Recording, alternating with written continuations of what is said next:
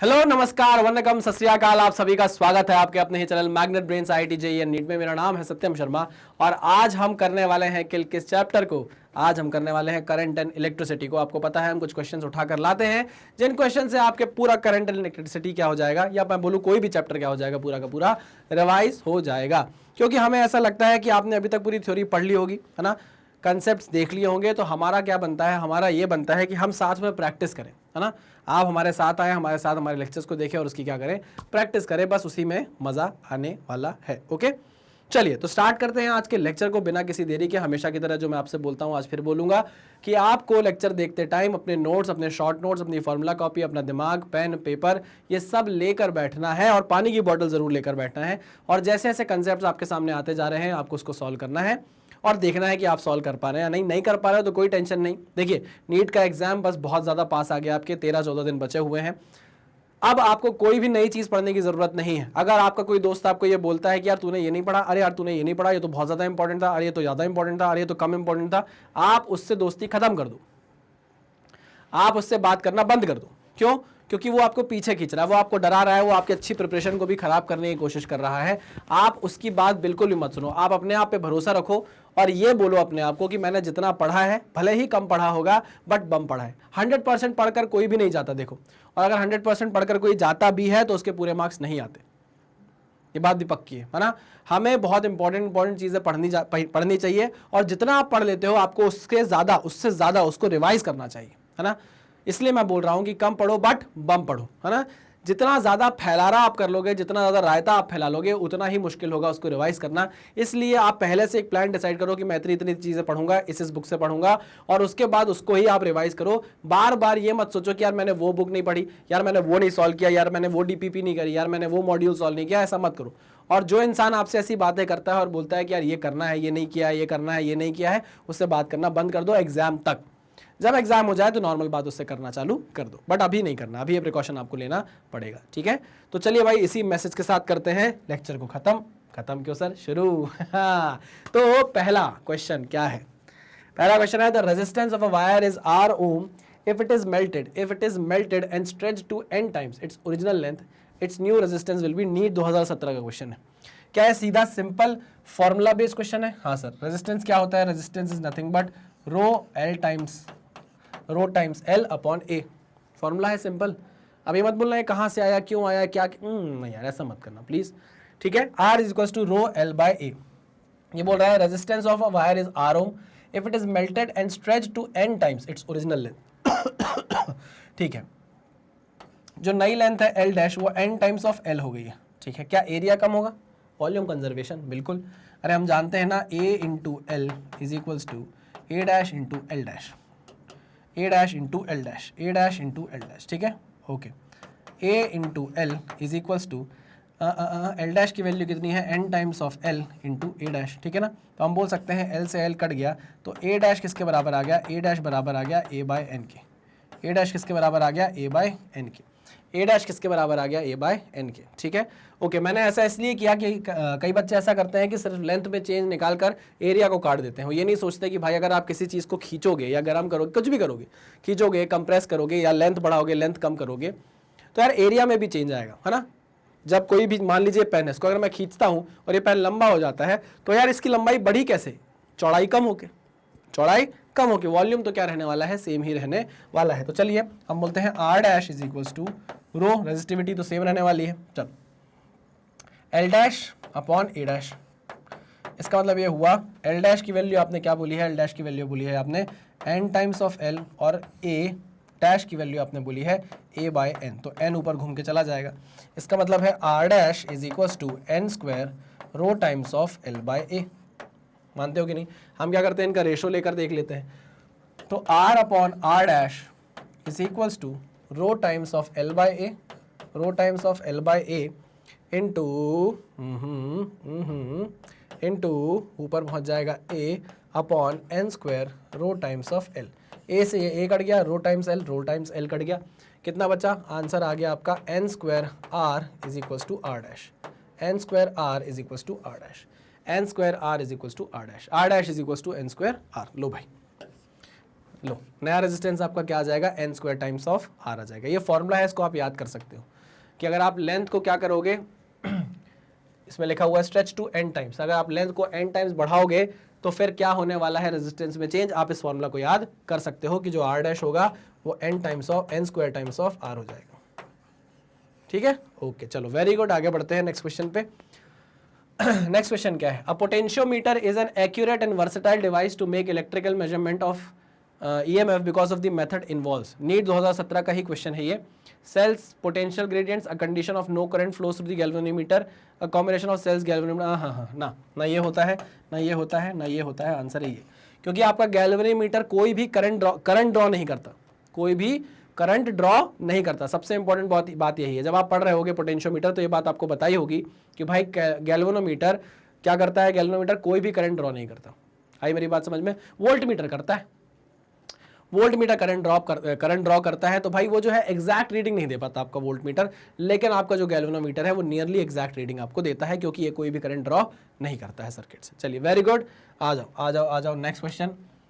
The potential difference VA minus VB between the points A and B in the figure is. NEET 2016 का question है ये। हमको क्या निकालना है, potential difference VA minus VB निकालना है। तो हम किरचॉफ्स लॉ लगाएं इसमें, सीधा किरचॉफ्स लॉ लगाएं, बिल्कुल लगाते हैं। तो चलो VA माइनस कितना ड्रॉप होगा भाई, यहाँ पर ये करंट जा रहा है 2 एम्पियर का, यहाँ पर 2 ओम का क्या लगा हुआ है, रेजिस्टेंस लगा हुआ है। यहाँ पर कितना ड्रॉप होगा पोटेंशियल बताओ मुझे, यहाँ पर कितना वोल्टेज ड्रॉप मिलेगा आपको। तो आप बोलोगे प्लस 2 दूनी 4, अरे भाई V is equals to IR ना, ठीक है ना। I आपको दिया है 2 एम्पियर, R आपको दिया है 2 ओम, तो 2 दूनी 4, तो आप बोलोगे 4 वोल्ट प्लस माइनस 4 वोल्ट, ठीक है ना। फिर आप आगे बढ़े, यहाँ 3 वोल्ट का है, फिर आप यहाँ पर आए तो करंट कितना जा रहा है, 2 एम्पियर का जा रहा है, ठीक है ना। तो 2 एकम 2, यह है रेजिस्टेंस, ये है करंट, तो 2 एकम 2 तो कितना आ जाएगा यहाँ पर प्लस माइनस 2 वोल्ट, ठीक है ना। और फिर आप पहुँच जाओगे VB तक।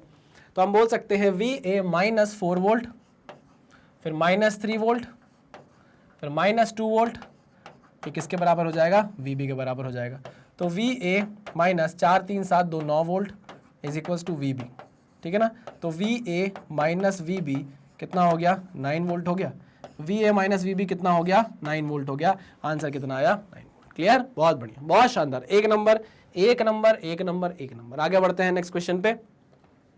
A wire of resistance 4 ohm is stretched to twice its अच्छा the resistance of stretch। देखो अब यहाँ पर आपको क्या बोला है, a wire of resistance 4 ohm, ये नीट 2013 का क्वेश्चन है। इस देखो वही कंसेप्ट वही है यार, कंसेप्ट वही है। वहां पर आपसे जनरलाइज फॉर्मूला पूछ लिया और यहाँ पर देखो आपसे सीधा क्वेश्चन पूछ लिया। लो, a wire of resistance 4 ohm, आपको रेजिस्टेंस कितना दिया हुआ है, 4 ओम का रेजिस्टेंस दिया हुआ है, ठीक है ना। 4 ओम का, माइनस नहीं 4 ओम का, 4 ओम का रेजिस्टेंस दिया हुआ है, stretch to twice of its original length. यहाँ n की वैल्यू आपको कितनी दे दी गई है, 2 दे दी गई है, n की वैल्यू 2 दे दी गई है। The resistance of stretched wire would be, r dash आपसे पूछा है। अभी आपने फॉर्मूला डिराइव किया, r dash is equal to n square r, यानी 2 का स्क्वायर इंटू r की वैल्यू कितनी है 4 ओम, तो 2 का स्क्वायर इंटू 4, 4 चौको कितना हो जाएगा 16, कितना हो जाएगा 16। लो भैया ओम 16 ओम आ गया है। चलिए बहुत ही शानदार, बहुत बढ़िया, आगे नेक्स्ट क्वेश्चन पे चलते हैं। The internal resistance of 2.1 volt cell which gives a current of 0.2 ampere through a resistance of 10 ohm is। अब देखो नीट 2013 का क्वेश्चन है। आपको EMF कितना दिया हुआ है, आपको दिया हुआ है 2.1 वोल्ट, ठीक है, which gives a current of 0.2 ampere, 0.2 ampere through a resistance आपको दिया हुआ है 10 ओम का, लेकिन निकालना क्या है, इंटरनल रेजिस्टेंस निकालना है। चलो स्मॉल r निकालना है, कितना होगा, ठीक है ना। तो कुछ नहीं, सिंपल फॉर्मूला जो होता है वही है, V is equals to I into R. V की वैल्यू आपको कितनी दी गई है 2.1 वोल्ट, I की वैल्यू आपको दी गई है 0.2 एम्पियर और R की वैल्यू आपको दी गई है कितनी 10 प्लस स्मॉल r, है ना। इंटरनल रेजिस्टेंस भी तो ऐड करना पड़ेगा, ठीक है, वेरी गुड। तो यहाँ से हम निकाल सकते हैं 2.1 divide by 0.2 is equals to 10 plus r। ये पॉइंट हटाया, पॉइंट लगाया, कितना आ गया 21/2 is equals to 10 plus r। 21/2 is equals to 10 plus r, तो ये हो जाएगा कितना, हमको r की वैल्यू निकालनी है ना, तो ये हो जाएगा 21/2 minus 10 is equals to r। तो 21 minus 20 divide by 2 is equals to r। 21 minus 20 is 1, 1/2 is 0.5, तो r की वैल्यू आ गई 0.5 ओम, 0.5 ओम। लो भाई नीट के सवाल है भाई, मैंने आपको क्या बोला, आपको 11th क्लास की फिजिक्स के क्वेश्चन फिर भी अच्छे देखने को मिल जाएंगे, है ना।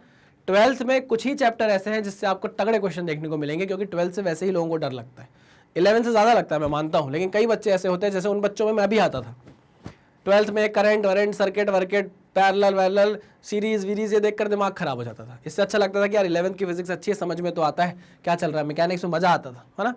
लेकिन जैसे ही 12th में आते हो करंट वरेंट में दिमाग खराब होने लगता है। तो दिमाग खराब होने के चक्कर में लोगों को ये टफ लगता है, बट ये टफ नहीं है, आपको इसके क्वेश्चंस बहुत ही बेसिक देखने को मिलेंगे। आप कोई भी चैप्टर उठाओ क्लास 12th का, उसके सारे फॉर्मूले लिख कर रख लो, सारे फॉर्मूले लिख कर रख लो, ठीक है ना। ये उन लोगों के लिए बोल रहा हूं मैं जो लास्ट टाइम में प्रिपरेशन करते हैं। आप क्लास 12th उठाओ, बुक उठाओ, है ना, सारे फॉर्मूले हर चैप्टर के लिख कर रख लो अपने पास, उसको याद कर लो, रट लो, ठीक है ना, और क्वेश्चन उठाकर सॉल्व करो। देखो आपको एक बार में समझ में आ जाएगा कि भैया इसमें ये वैल्यूज गिवन है, ये फॉर्मूला मुझे पता है, ये अननोन पूछ रहा है, फॉर्मूले में पुट करो आंसर निकल आएगा, देख लेना, गारंटी है, गारंटी है, ठीक है ना। चलिए कुछ क्वेश्चन अच्छे हैं वो मैं आज लेकर आया हूँ, दिखाऊंगा आपको इस चैप्टर के, टेंशन मतलब थोड़ा आखिरी में है ताकि आप डरे ना शुरुआत में और आप हिम्मत ना हारे, इसलिए उसको थोड़ा बचा के रखा हुआ है। चलिए तो ये क्वेश्चन आपका हुआ है, नेक्स्ट क्वेश्चन पे चलते हैं। नेक्स्ट क्वेश्चन क्या है, द रेजिस्टेंस, देखो व्हीटस्टोन ब्रिज आ गया, व्हीटस्टोन ब्रिज आ गया, ये कौन से ईयर का क्वेश्चन है, ये भी 2013 का है। The resistances of the 4 arms P, Q, R and S is a Wheatstone bridge, अच्छा in a Wheatstone bridge are 10 ohm 30 ohm 30 ohm 90 ohm respectively. मुझे देख कर ही लग रहा है कि ये बैलेंस्ड है। The EMF internal resistance of the cell are 7 volt and 5 ohm. अच्छा, if the galvanometer resistance is 50 ohm, the current drawn from the cell will be. अच्छा, चलो यहाँ पर हम बनाते हैं व्हीटस्टोन ब्रिज, ठीक, ये बना दिया मैंने व्हीटस्टोन ब्रिज। थोड़ा सा दूर आओ ना बेटा, थोड़ा सा दूर आओ, हाँ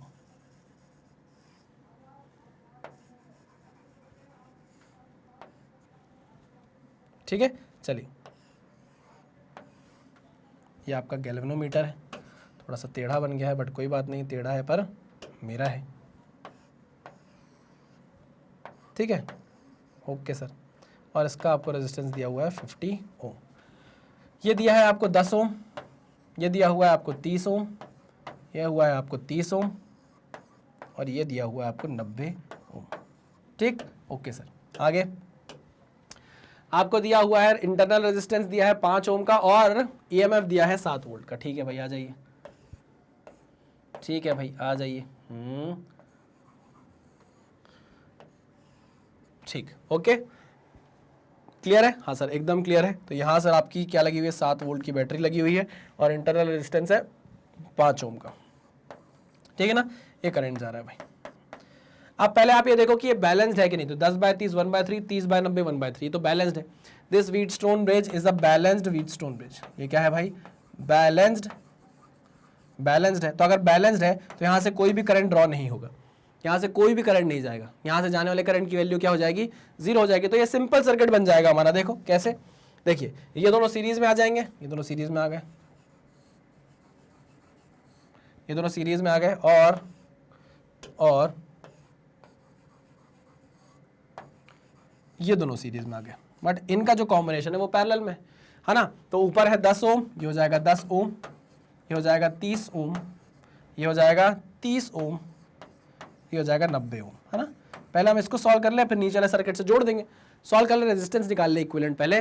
तो ये दोनों सीरीज में है, ये दोनों सीरीज में है, तो क्या बन जाएगा, ये बन जाएगा भाई 10 और 30 कितना हो जाएगा, 40 ओम बन जाएगा, हाँ सर। और ये कितना हो जाएगा, 30 और 90 120, ये कितने ओम का हो जाएगा भाई रेजिस्टेंस, 120 ओम का। समझ में आई बात, हाँ सर समझ में आ गई। अब क्या, अब ये दोनों पैरेलल में है, ये दोनों पैरेलल में है, तो इसका हम आर इक्विवेलेंट निकाल लेते हैं। तो आओ भाई, R equivalent is equals to, ये पैरेलल कनेक्शन है तो 40 × 120, 40 × 120 अपॉन 40 + 120, ये इक्विवेलेंट रेजिस्टेंस आने लग गया है आपका। चलो तो ये कितना हो जाएगा, 12 दूनी 24 12 3 36 12 चौको 48, तो ये हो जाएगा 48 और 1 2 2 0 डिवाइड बाय 120 और 40 160, तो ये 0 से 0 कटा, 16 दूनी 32 16 तिया 48, ये हो जाएगा 30 ओम। तो इक्विवेलेंट रेजिस्टेंस कितना आ गया, इक्विवेलेंट रेजिस्टेंस आ गया है आपका 30 ओम का, 30 ओम का इक्विवेलेंट रेजिस्टेंस आ गया, कोई दिक्कत नहीं। तो बस अगर 30 ओम का इक्विवेलेंट रेजिस्टेंस आ गया है तो अब इसको जोड़ दो आप 7 वोल्ट और 5 ओम से, खत्म बात। नहीं आई बात समझ में, ओफो लो, थोड़ी मेहनत क्या कराई आपसे और आप लोग ऐसी बात करने लग गए। थोड़ी सी ही तो मेहनत कराई है आपसे, ज़्यादा मेहनत कहाँ कराई है। अब क्या करो इसमें, कुछ नहीं सर, कुछ भी नहीं बचा अब तो इसमें आप जोड़ दो 30 ओम का एक रेजिस्टेंस। लो ये मैंने जोड़ दिया इसमें 30 ओम का रेजिस्टेंस। लो क्या पूछ रहा है आपसे, if the galvanometer resistance 50 the current drawn from the cell will be. Current पूछ रहा है, करंट नहीं निकाल सकते क्या आप? बिल्कुल निकाल सकते हैं सर। देखिए V is equal to I R, ठीक है ना। V की वैल्यू आपको 7 दी हुई है, I की वैल्यू आपको निकालना है। रेजिस्टेंस कितना होगा, 30 और 5 35, 30 प्लस 5 कितना हो जाएगा 7 पना 35। तो I की वैल्यू कितनी आ गई, I की वैल्यू आ गई 1/5, I की वैल्यू आ गई 1/5 एम्पियर, यानी कि 0.2 एम्पियर। अभी तक का ये देखो बड़ा क्वेश्चन आपको देखने को मिला है, नहीं तो बहुत आराम से क्वेश्चन आपसे बन रहे थे और सब प्रीवियस ईयर क्वेश्चन है, ऐसा नहीं है कि प्रीवियस ईयर नहीं है। चलिए आ जाइए नेक्स्ट क्वेश्चन पे। The specific resistance of a conductor increase. अब बताओ, AIPMT 2002 का क्वेश्चन है, थ्योरी क्वेश्चन यार। मतलब आप खोलोगे अपने नोट्स में और जैसी रेजिस्टेंस रेजिस्टिविटी पढ़ रहे होगे, ये सारी चीजें आपको क्या दी गई होगी, पॉइंट टू पॉइंट नोट कराई गई होगी, ठीक है। तो पूछ रहा है the specific resistance of a conductor increases with increase in temperature. पहले ही बोल दिया, मैं क्या पढ़ूं इससे आगे, इसके आगे मैं क्या पढ़ूं? आंसर सीधे सीधे आपको पहले पॉइंट में दे दिया है कि इट इंक्रीजेस विद टेम्परेचर। लो सीधे नोट्स में लिखा रहता है। चलिए आगे बढ़ते हैं। अगर आपको ये भी नहीं बन रहा है तो आपकी तैयारी बहुत वीक चल रही है। अगर आप ये क्वेश्चन भी नहीं कर पा रहे हैं, इसका मतलब ये है कि आप नोट्स भी नहीं खोलकर देख रहे हैं और सीधे नीट के एग्जाम में मुंह उठाकर चले जा रहे हैं। यार थोड़ी हमारी नहीं अपनी नहीं तो नीट एग्जाम की इज्जत करो। क्या हमारी नहीं अपनी नहीं तो नीट एग्जाम की इज्जत करो। मुंह उठाकर मत चले जाना कि सोकर उठकर एग्जाम देने चले गए, उसकी इज्जत रख लो, मत जाओ एग्जाम देने ऐसे जाना है तो, है ना। क्यों फालतू टाइम अपना खराब कर रहे हो, आराम से सो लो। और अगर आपको ऐसे क्वेश्चन में भी बताने की जरूरत पड़ रही है कि सर ऐसा क्यों है, तो फिर ये तो बहुत गलत बात है, बहुत ही ज्यादा गलत बात है। मुझे ऐसे कभी गुस्सा आता नहीं, लेकिन अगर किसी बच्चों को ऐसा लग रहा है कि नहीं सर ये तो बताना पड़ेगा आपको, तो बहुत गलत कर रहे हो, अपने साथ गलत कर रहे हो। ठीक, मेरा कुछ नहीं जाएगा, मैं तो पढ़ा दूंगा, लेकिन अगर आप नहीं पढ़ोगे तो जाने वाला है सिर्फ आपका, मेरा कुछ नहीं। Next question, a cell has an EMF of 1.5 volt when connected across an external resistance of 2 ohm. The terminal potential difference falls to 1 volt. The internal resistance of the cell is. अब आपको इसमें क्या क्या given है, EMF given है, volt आप दिया हुआ है 1.5 वोल्ट EMF दिया हुआ है, ठीक है। EMF गिवन है when connected across an external resistance of 2 ohm. External resistance आपको 2 ओम का दिया हुआ है। पोटेंशियल डिफरेंस आपको दिया हुआ है कितना, 1 वोल्ट का। Falls to 1 volt. The internal resistance of the cell is. अब आपसे इंटरनल रेजिस्टेंस पूछ रहा है वो, ठीक है भाई। आओ निकालते हैं इंटरनल रेजिस्टेंस आर कितना होगा। देखिए भाई आपको पोटेंशियल डिफरेंस कितना दिया हुआ है, 1 वोल्ट का दिया हुआ है, ठीक है। हम जानते हैं V is equal to I R होता है ना। 1 वोल्ट आपको दिया हुआ है और आपको करंट नहीं दिया हुआ है, रेजिस्टेंस दिया हुआ है 2 ओम का। तो आप यहाँ से I निकाल सकते हो और वो कितना आएगा 0.5 एम्पियर। कितना आएगा 0.5 एम्पियर, ठीक है। ओके सर, आ गया। निकालना क्या है, इंटरनल रेजिस्टेंस निकालना है, ठीक है ना। ओके, अब एक बहुत ही बेहतरीन सा फॉर्मूला है, V is equals to E minus I R, E minus I R. ये क्या है, इंटरनल रेजिस्टेंस है, ठीक है ना। V की वैल्यू आपको कितनी दी गई है 1 वोल्ट। कैपिटल E की वैल्यू आपको दी गई है 1.5 वोल्ट माइनस अभी आपने करंट निकाला है 0.5 एम्पियर का, और स्मॉल r की वैल्यू आपको निकालनी है। निकाल लो भाई यहाँ से। 0.5 r is equal to 1.5 minus 1 यानी कि 0.5 आ गया। तो 0.5 r इज इक्वल टू 0.5, ये काट दिया तो r की वैल्यू कितनी आ गई, 1 आ गई। r की वैल्यू कितनी आ गई, 1 आ गई। कितनी आ गई, 1 ओम आ गई। चलिए आगे बढ़े नेक्स्ट क्वेश्चन पे। नेक्स्ट क्वेश्चन क्या बोलता है, नेक्स्ट क्वेश्चन बोलता है potentiometer measures the potential difference more accurately than a voltmeter, क्योंकि वो करंट ड्रॉ नहीं करता है ना। It does not draw any current from the external circuit. अभी हमने बात की है इसके बारे में। Next question, a circuit consists of, अच्छा क्वेश्चन है, a circuit consists of 5 identical conductors as shown in the figure. The 2 similar conductors are added as indicated by the dotted lines. The ratio of resistance before and after addition will be. अच्छा ठीक है, आइए बात करते हैं। ये point है, अच्छा ये रेजिस्टेंस है भाई, ठीक है ना। उसके बाद ये रेजिस्टेंस है भाई, आइडेंटिकल है ना, ठीक है। फिर ये रेजिस्टेंस है भाई, फिर ये रेजिस्टेंस है, फिर 1 2 3 4 और ये फिर एक रेजिस्टेंस और है, ठीक ना। सब आइडेंटिकल है। मैं मान ले रहा हूँ ये 1 ओम 1 ओम 1 ओम 1 ओम 1 ओम, कितना 1 2 3 4 5 ओम हो गया। हाँ सर 5 हो गया। तो यहाँ पर आप बोल सकते हो बिफोर, है ना। बाद में, अभी बाद में क्या करेंगे, हम इसको जोड़ भी देंगे भाई, है ना। अभी हमने जोड़ा नहीं है तो हम रेजिस्टेंस बिफोर निकाल रहे हैं, कितना होगा ये सारे सीरीज में 1 2 3 4 5। तो यहाँ पे आंसर कितना आ जाएगा, 5 ओम आ जाएगा। कोई दिक्कत है नहीं सर, कोई भी दिक्कत नहीं। बाद में क्या बोल रहा है वो, बाद में ये बोल रहा है कि सुनो ना, इन दोनों को कनेक्ट करो, एक रेजिस्टेंस और लगा दो, इन दोनों को कनेक्ट करो और एक रेजिस्टेंस ये लगा दो, तो ये हो जाएगा 1 ओम यहाँ पर, ये हो जाएगा 1 ओम यहाँ पर, ठीक है ना।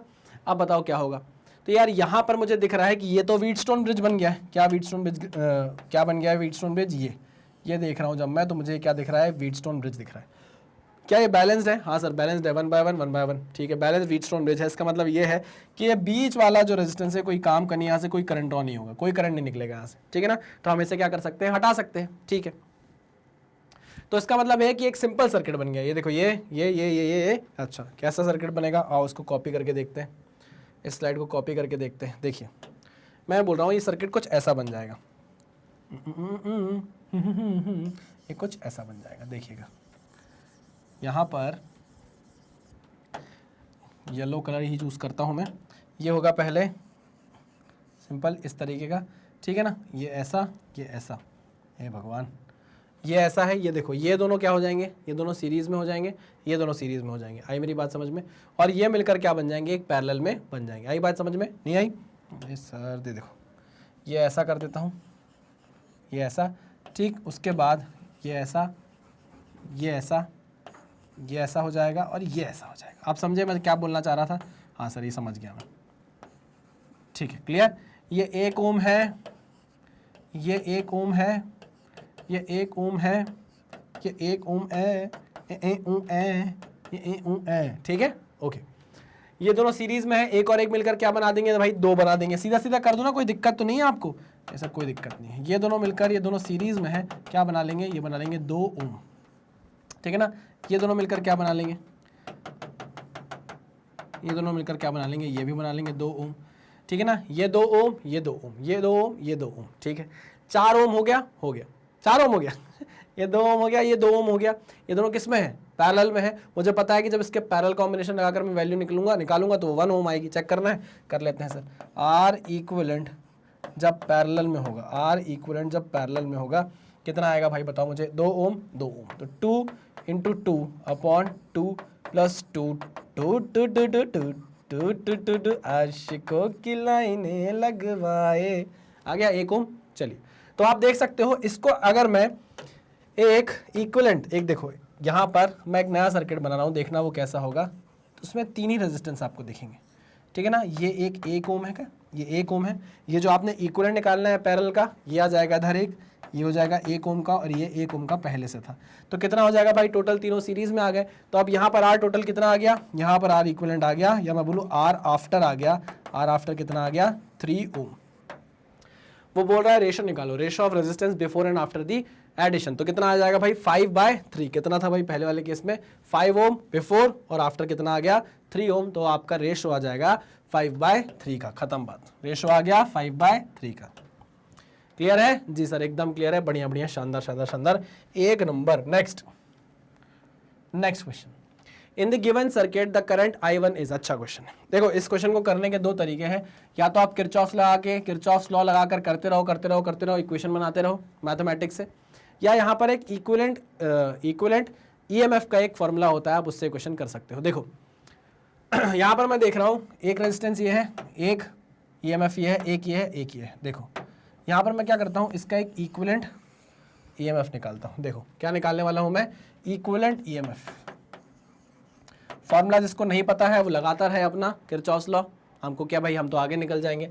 चलिए तो वो क्या होता है, E1 upon R1, E1 upon R1, E2 upon R2 upon 1 upon R1 plus 1 upon R2, ठीक है ना। चलिए तो ये कितना है भाई, ये है अपना 40 वोल्ट, 40 वोल्ट डिवाइड बाय इसका रेजिस्टेंस है कितना, 40 ओम, ठीक है ना। प्लस, अच्छा एक बात याद रखेंगे, यहाँ पर देखिए पोलैरिटी आप देखिए प्लस माइनस, यहाँ देखिए माइनस प्लस, उसको आप माइनस लेकर चलोगे तो -80 अपॉन इसका रेजिस्टेंस है 40 divide by 1 upon 40 plus 1 upon 40, 1 upon 40 plus 1 upon 40, ठीक है ना। चलो वेरी गुड। तो इक्विवेलेंट EMF निकाल रहे हैं हम, वो कितना आ जाएगा, ये हो जाएगा 1 माइनस 80/40, यानी कि 40 माइनस 80/40, 40 माइनस 80/40, ये कितना हो जाएगा, ये हो जाएगा 20, 1/20 नहीं 1/40। इसको हम बोल सकते हैं कितना, इसको हम बोल सकते हैं 40 इंटू 40 डिवाइड बाय 40 प्लस 40, है ना? हाँ सर बोल सकते हैं, बिल्कुल बोल सकते हैं। तो आप देखिए ये क्या हो जाएगा, 40 minus 80 is minus 40 into 40 divide by 4 4 80, 80 40 40 80 into 40, ये 40 से 40 गया, ये 0 से ये 0 चला गया, कितना आएगा भाई, कितना आ जाएगा, 4 दूनी 8, तो ये आ जाएगा -20 वोल्ट। तो आप इक्विवेलेंट ईएमएफ जब निकाल रहे हो तो वो आ रहा है -20 वोल्ट। इसका क्या मतलब है, इसका मतलब ये है कि आप एक नया सर्किट बना सकते हो। देखो देखो कैसे, देखिएगा आपके पास इक्विवेलेंट ईएमएफ कितना आ गया है, ओहो ओहो ओहो बेटा बेटा बेटा क्या हो गया है, चलिए इक्विवेलेंट ईएमएफ कितना आ गया आपके पास, आ गया -20। और इस माइनस का मतलब है आपने माइनस किसको माना था, इसको माइनस माना था, तो आपको ऐसी ही यहाँ पर एक बैटरी बनानी पड़ेगी, ईएमएफ लगाना पड़ेगा। देखो 80 वोल्ट वो था, हमने इसको नेगेटिव माना था, तो हमको ऐसी ही यहाँ पर लगानी पड़ेगी एक 20 वोल्ट की ईएमएफ। ठीक है, चलो वेरी गुड, आगे बढ़ते हैं। इसको मैं मिटा देता हूँ, आओ, ठीक है ना। अब देखो हमने ये बोला कि अब ये सर्किट कुछ ऐसा बन जाएगा। देखिए एक इक्विवेलेंट रेजिस्टेंस आ जाएगा, इक्विवेलेंट रेजिस्टेंस कितने का आ जाएगा, 20 ओम का आ जाएगा, 40 ओम था, पैरेलल में था, तो 20 ओम का इक्विवेलेंट रेजिस्टेंस आ जाएगा। ठीक है, और यहाँ पर ये क्या आ जाएगी, 20 वोल्ट की ये ईएमएफ, और यहाँ पर देखिए ये क्या हो जाएगा, 30 ओम का एक रेजिस्टेंस, और यहाँ से हमारा सर्किट। ठीक है, चलिए very good very good very good. अब आप देख सकते हो ये 30 ओम है, ये 20 ओम है, और ये 20 वोल्ट है। चलिए वेरी गुड, आ जाइए।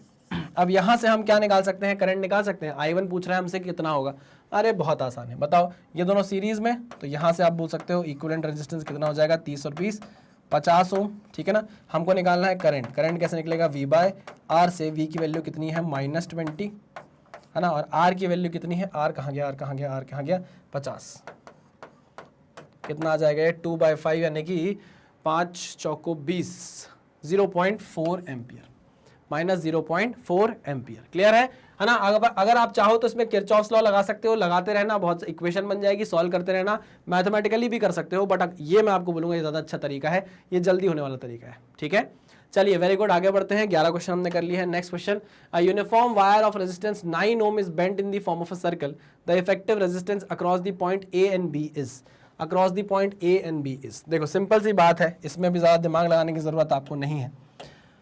पूरा 9 ओम का जो रेजिस्टेंस है ना, आप देख सकते हो यूनिफॉर्म वायर है जिसका रेजिस्टेंस 9 ओम का है, उसको आपने बेंड करके क्या बना दिया, एक सर्कल बना दिया है।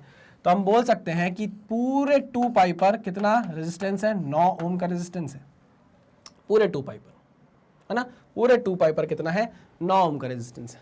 अच्छा, यहां पर एंगल आपको 120 डिग्री दिया हुआ है, यानी कि 120 degree is nothing but 2 pi by 3, 2 pi by 3 check कर लीजिए भाई, 2 इंटू 180/3 कितना हो जाएगा, 3 छंग 18 आ जाएगा 120 डिग्री।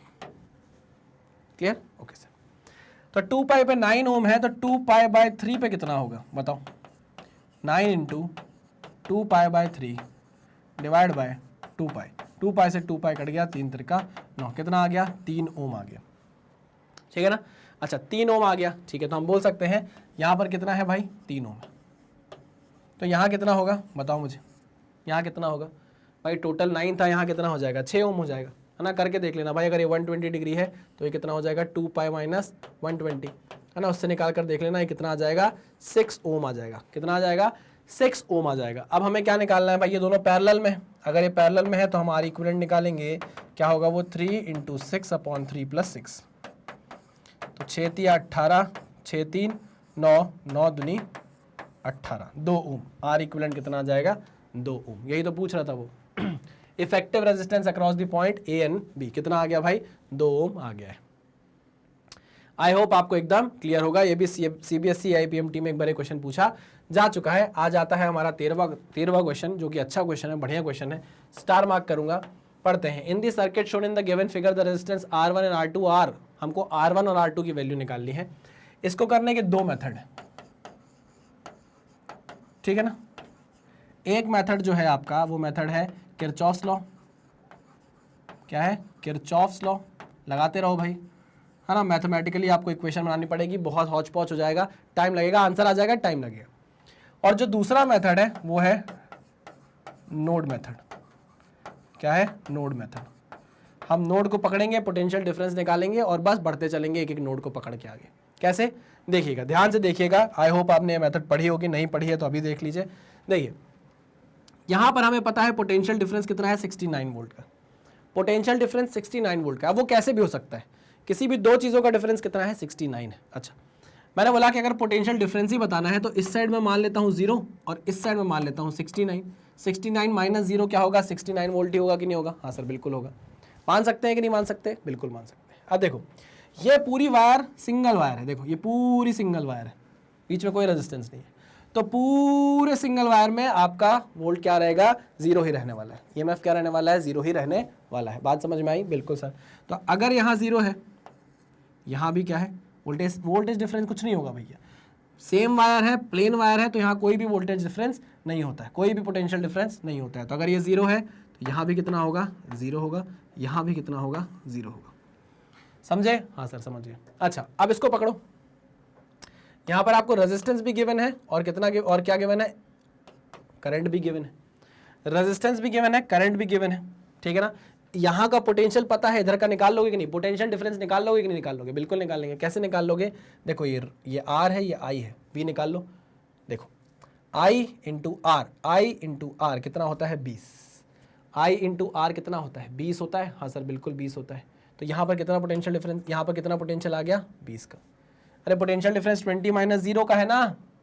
यहाँ पर करंट है 1 एम्पियर का और रेजिस्टेंस है 20 ओम का, तो V equals to I R लगाओ ना। V equals to I R अगर लगाओगे तो 1 इंटू 20 करोगे, कितना आ जाएगा, 20 नहीं आ जाएगा। तो यहाँ पर मैंने क्या लिख दिया, 20 लिख दिया।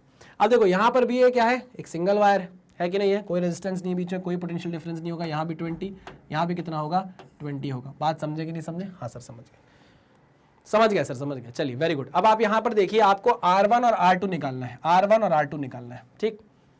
R2 आपके पास है, नहीं है, आपके पास करंट है, यहाँ पोटेंशियल डिफरेंस है, देखो 20 माइनस 0 का पोटेंशियल डिफरेंस है और करंट है।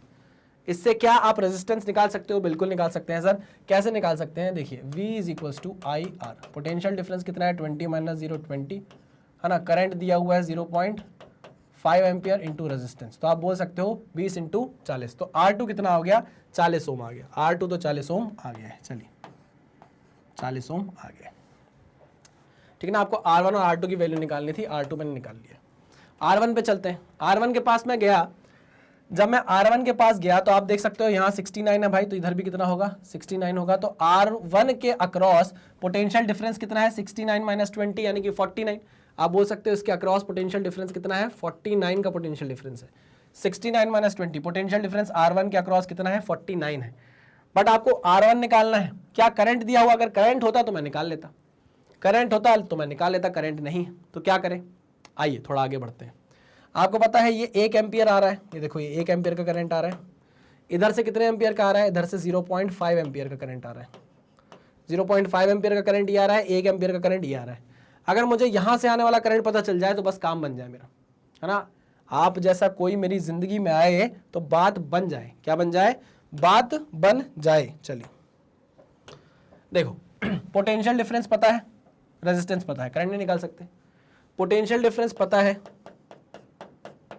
पोटेंशियल डिफरेंस पता है, रेजिस्टेंस पता है, करंट नहीं निकाल सकते। पोटेंशियल डिफरेंस है 20, करंट निकालना है, रेजिस्टेंस दिया हुआ है 10 ओम का, तो आप बोल सकते हो करंट कितना आ जाएगा, 2 एम्पियर का। करंट आ गया भाई कितना, यहाँ से 2 एम्पियर का। तो आप बोलो यहाँ पर आप लगाइए भैया, बताइए मुझे कितना करंट आ रहा है, 0.5, 1 एम्पियर, 2 एम्पियर, टोटल करंट कितना आ रहा है, मतलब यहाँ से टोटल करंट कितना आगे जाएगा, बताओ मुझे कितना आगे जाएगा, 1, 2 और 1 3, 3.5 एम्पियर। कितना करंट आगे जाएगा भाई, 3.5 एम्पियर। यही करंट यहाँ से भी आगे जाने वाला है 3.5 एम्पियर, है ना, मतलब यहाँ से भी आगे जाने वाला है कितना, 3.5 एम्पियर। आपको पोटेंशियल डिफरेंस पता है, करंट पता है, आप रेजिस्टेंस निकाल सकते हो। तो चलिए R1 is equals to potential difference is 49 volt divide by current है 3.5, पॉइंट हटाया 0 लगाया तो 5 सत्ते 35, 5 नाम 45, 5 अट्ठे 40, 14 सत्ते 98, 14 कितना आ जाएगा, 14 ओम।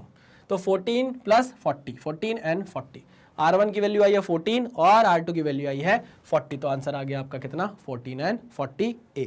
क्लियर है? चलिए बहुत बढ़िया, आगे बढ़े।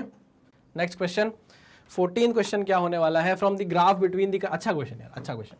From the graph between the current I and voltage V as shown in the figure identify the portion corresponding to negative resistance. अच्छा, corresponding to negative resistance, okay okay okay. हम जानते हैं delta V is equals to I into delta R, ऐसा लिखा जा सकता है क्या? मतलब इस डायग्राम में अगर आप देखोगे, इस डायग्राम में अगर आप देखोगे तो आपको समझ में आएगा कि रेजिस्टेंस क्या होगा, आई क्या होगा, आई होगा delta V by delta R, होगा कि नहीं होगा? देख सकते हो आप, I is equals to delta V by delta R होगा। मतलब अगर आप वोल्टेज बढ़ाओ, अगर आपका डेल्टा वी पॉजिटिव है, डेल्टा वी अगर आप पॉजिटिव है, मतलब आप वी की वैल्यू अगर बढ़ा रहे हो तो आर की वैल्यू भी बढ़नी चाहिए। वो पूछ रहा है किस पोर्शन में नेगेटिव रेजिस्टेंस आपको देखने को मिलेगा। जहां पर मैं वोल्टेज, जहां पर मैं वी की वैल्यू बढ़ाऊं और वी की वैल्यू बढ़ाने से आर की वैल्यू कम होने लग जाए, हम बोलेंगे कि भाई वहां पर रेजिस्टेंस क्या है, नेगेटिव। ये देखो मुझे साफ साफ दिख रहा है कि सी से डी में क्या हो रहा है, सी से डी में क्या हो रहा है, वोल्टेज बढ़ रहा है। देखो वोल्टेज बढ़ रहा है, आप देख सकते हो सी से डी जाने में वोल्टेज बढ़ रहा है, ये देखो। बट रेजिस्टेंस क्या हो रहा है, रेजिस्टेंस कम हो रहा है। देख सकते हो कि नहीं? अरे हाँ कि ना? हाँ सर, बिल्कुल सही कहा आपने। सॉरी उल्टा लिख दिया मैंने, यहाँ पे बोला नेगेटिव रेजिस्टेंस बोला था, तो मुझे इसको ऐसे लिखना चाहिए ना भाई, मुझे इसको लिखना चाहिए इस तरीके से। मुझे लगा current delta V is equals to I R, ठीक है ना? तो हम बोल सकते हैं यहाँ रेजिस्टेंस की बात हो रही है तो डेल्टा वी अपॉन डेल्टा आई। हाँ अब सही है, ठीक है ना? आई वर्सेस वी का ग्राफ है ना, ठीक है, चलिए वेरी गुड। हाँ बात तो वही है ना भाई कि अगर मैं वोल्टेज बढ़ा रहा हूँ और उसके कारण अगर करंट कम हो रहा है, वोल्टेज बढ़ा रहा हूँ और उसके कारण करंट कम हो रहा है, नेगेटिव हो रहा है, तो ये वैल्यू पॉजिटिव है और ये वैल्यू क्या हो गई, नेगेटिव हो गई, तो हमारा रेजिस्टेंस क्या लग जाएगा, लो भैया, लो क्या लग जाएगा, नेगेटिव रेजिस्टेंस। ठीक है, तो यहाँ पर कौन सा पोर्शन है, सी से डी वाला, कौन सा पोर्शन है, सी से डी वाला। ठीक है, सी से डी वाला नहीं, सी से डी वाला। चलिए आगे बढ़ते हैं। Next, consider the following two statements. Kirchhoff's law, Kirchhoff's junction law follows from the conservation of charge, बिल्कुल सही बात है। Next, Kirchhoff's loop law follows from the conservation of energy, अरे ये भी बिल्कुल सही बात है। अरे देखिए ना, इसका तो स्टेटमेंट ही है यार, साफ साफ यहाँ पर स्टेटमेंट ही है, किरचॉफ्स जंक्शन लॉ। आप ये कोई इस चीज़ को तो आप हटा दीजिए, यहाँ पर तो सिर्फ डेफिनेशन लिखी हुई है, यहाँ कोई क्वेश्चन थोड़ी ना है, ये है डेफिनेशन सिर्फ और सिर्फ। क्या डेफिनेशन है, Kirchhoff's junction law states that the total current, that is charge entering the junction, is equal to the total charge leaving the junction, hence the total charge across junction remains conserved। ठीक है, वही बात बोली गई है। Kirchhoff's loop law states that the directed sum of the electrical potential difference voltage around any closed network is zero, or the sum of the EMFs in any closed loop is equivalent to the sum of the potential drops in the loop। Same condition है ना। यहाँ पर एक में बात की जाती है, लूप में बात की जाती है कंजर्वेशन ऑफ एनर्जी की, ठीक है ना। लूप में बात की जाती है कंजर्वेशन ऑफ एनर्जी की और जंक्शन लॉ में बात की जाती है कंजर्वेशन ऑफ चार्ज की। तो दोनों ही स्टेटमेंट क्या है, एकदम सही है। तो both 1 and 2 are correct. Clear, AIPMT 2010 का ये क्वेश्चन है। नेक्स्ट क्वेश्चन क्या है, 16th question. In a Wheatstone bridge a resistance of each of the four side is 10 ohm, okay, if the resistance of the galvanometer is 10 ohm, then the effective resistance of the bridge will be, चलो effective resistance of the bridge will be, effective resistance of the bridge will be, इसको आगे बढ़ाया, आगे बढ़ाया, आगे बढ़ाया, यहाँ तक लिया है, ठीक है ना। ये लगा हुआ है गैल्वेनोमीटर, इसका रेजिस्टेंस 10 ओम, इसका रेजिस्टेंस 10 ओम, इसका रेजिस्टेंस 10 ओम, इसका रेजिस्टेंस 10 ओम, यहाँ का भी आपको 10 ओम दिया हुआ है। ठीक, क्या ये बैलेंस्ड व्हीटस्टोन ब्रिज है? हाँ sir, this is a balanced Wheatstone bridge, this is a balanced Wheatstone bridge. तो इसका मतलब ये है यहाँ से कोई भी करंट नहीं जाएगा, करंट कितना होगा, 0 होगा। ठीक है ना। वो बोल रहा है कि बताइए इसका इफेक्टिव रेजिस्टेंस क्या है, तो इफेक्टिव रेजिस्टेंस क्या होगा, 10 ओम ही तो होने वाला है। इफेक्टिव रेजिस्टेंस क्या होने वाला है, 10 ओम ही होने वाला है। बात समझ में आई? हाँ सर समझ में आ गई। चलिए वेरी गुड, बहुत बढ़िया, आगे बढ़ते हैं। क्लियर? अरे भाई ये 10 10 20 होगा, ये 10 10 20 होगा, 20 20 पैरेलल में आ जाएंगे तो 10 आ जाएगा आप। ठीक है ना। अब ये मत बोलना कि सर करके बता दो, अरे भाई ये दोनों सीरीज में आ जाएंगे, लो ऐसे समझ लो, ये दोनों सीरीज में आ गए, ये लो, ये भी किस में आ गए, सीरीज में आ गए, ये लो सीरीज में आ गए। चलिए वेरी गुड, ये 10 ओम, ये 10 ओम, ये 10 ओम, ये 10 ओम, 10 10 10 10, ये दोनों सीरीज में, तो इसका इक्विवेलेंट कितना आ जाएगा, 20 आ जाएगा। ये दोनों सीरीज में, इनका इक्विवेलेंट कितना आ जाएगा, 20 आ जाएगा। ये 20 और 20 किस में है, पैरेलल में है, तो इसका इक्विवेलेंट कितना आ जाएगा, 10 आ जाएगा। तो आंसर क्या हो जाएगा, 10 ओम हो जाएगा। ठीक है ना, इस तरीके से समझिए। Next question, A galvanometer has a coil of resistance 100 ohm and gives a full scale deflection of 30 microampere current. If it is to work as a voltmeter of 30 volt range, the resistance required to be added will be. अच्छा, a galvanometer has a coil of resistance. आपको resistance दिया हुआ है कितना 100 ohm का. Gives the full scale deflection of current दिया हुआ है कितना 30 into 10 to the power minus 3 ampere. ठीक. अच्छा, जो रेजिस्टेंस दिया हुआ है ये गैल्वेनोमीटर का रेजिस्टेंस है ना, तो यहाँ पर मैं आरजी लिख देता हूँ डिफरेंशिएट करने के लिए. ठीक है. और यहाँ पर आपको वोल्ट दिया है कितना, V इज इक्वल टू दिया हुआ है 30 वोल्ट. ठीक है, very good. Resistance required to be added, simple सा फॉर्मूला है. Resistance required to be added ये आपको निकालना है, सिंपल सा फॉर्मूला है V is equal to I R का. तो V is equal to I, resistance यहाँ पर हो जाएगा R प्लस आर जी. ठीक है ना. V की वैल्यू आपको 30 दी गई है, करंट आपको 30 इंटू 10 टू पावर माइनस 3 दिया हुआ है एम्पियर में, है ना. रेजिस्टेंस R आपको निकालना है, RG की वैल्यू आपको दे दी गई है. RG की वैल्यू आपको दी है कितनी 100 ओम, कितनी 100 ओम. ठीक. यहाँ से आप 30 से 30 उड़ा दो, ये हो जाएगा 10 टू द पावर 3 नीचे जाएगा, ये ऊपर जाके 10 टू द पावर 3 हो जाएगा R प्लस 100. अच्छा, ये हो जाएगा 1000 minus 100 is equals to R, यानी कि R की वैल्यू कितनी हो जाएगी 900 ओम. कितनी हो जाएगी R की वैल्यू 900 ओम. कितनी हो जाएगी 900 ओम. क्लियर, परफेक्ट, बहुत बढ़िया, एक नंबर, शानदार, एक नंबर, शानदार. तो यहाँ पर आपने AIPMT 2010 का भी क्वेश्चन क्या कर दिया है, ध्वस्त कर दिया है.